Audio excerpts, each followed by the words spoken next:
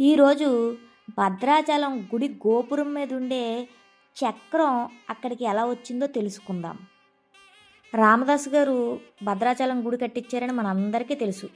ఆయన కట్టించిన తర్వాత గుడ గుడి నిర్మాణం అంతా పూర్తయిపోయింది. పూర్తయిపోయాక గోపురం మీద చక్రం పెట్టించాలి.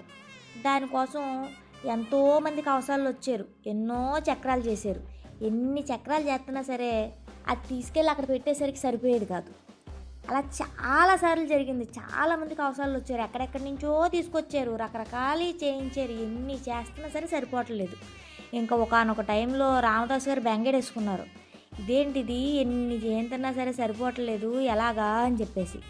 అలా ఒకరోజు పడుకుంటే రామచంద్రమూర్తి కల్లోకి వచ్చారు. ఎవరికి? రామదాసు గారికి కల్లోకి వచ్చి చెప్పారు.